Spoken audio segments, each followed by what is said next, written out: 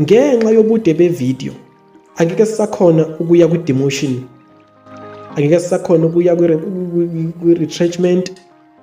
Ngicabanga i-hearing isikhavekile la kule disciplinary procedure. Ngicabanga ukuthi kena on the next episode sizocover demotion procedure, ukuthi ke ihamba kanjani ngokomthetho, kumele ibe kanjani. Hayi uvele nje udilizwe nje esikhundleni, udilizwe njengehabhu lesihlahleni lishaywa ngenduku.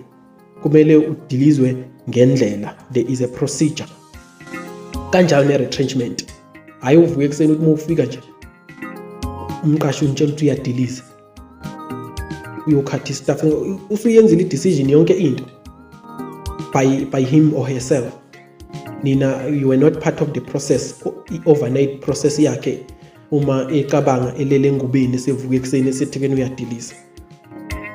There must be process and you have to know how those process works. Okay?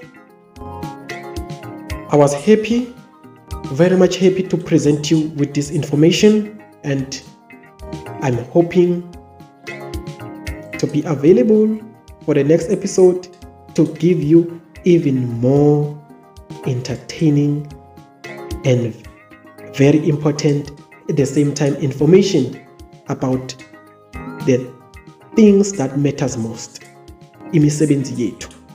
Okay, sacela ukuthi sivale ngomthandazo bese sibonana on the next episode. Baba, igameni lika Jesu Kristu waseNazaretha, siyakhuleka kuwe uNkulunkulu ongcwele. Siza kuwe Jehova ngalesi sikhathi sesisemaphethelweni ale show ebibalulekile ngendlela eyisimangaliso. Sicela wena mdala wezinto zonke ukuthi uyisingathe, uyivikele le information ikwazi ukuthola abanini bayo, bakwazi ukuthi basizakale. Kanjalo nalabo abagqilazayo bakwazi ukuthi kena ibathinte ngendlela ezokwazi ukuthi ke bafunde ezindleleni zabo ezingalungile abahamba kuzo, ezihlukumeza abasebenzi ababasebenzelayo, benze kangcono, ngoba siyakholwa ukuthi wonke umuntu unamaphutha.